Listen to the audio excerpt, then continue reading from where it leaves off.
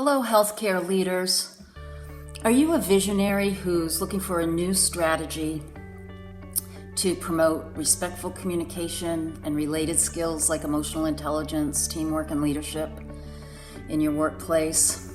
Maybe decrease stress, have a little fun, build trust, engage your staff. If you are a healthcare visionary, then you know those are the kinds of things we need to do to have a positive impact on patient safety, patient experience, workforce health, and even the bottom line.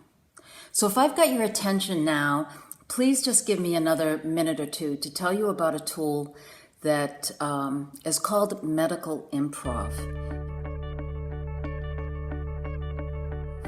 And basically what that is taking experiential activities from the world of improvisational theater and facilitating them in the context of healthcare goals and outcomes that are important, like the ones that I just mentioned. So I've been integrating improv into my teaching of communication kind of workshops for over 10 years, and more I can see that I can talk about listening, but what works is giving people experiences where they feel heard and get to practice listening. Please take a minute and go to Medical Improv 101 via Google, or you can find it on Eventbrite. It's a Train the Trainer intensive. It's one day. It's November 1st in Portsmouth, New Hampshire at Great Bay Community College.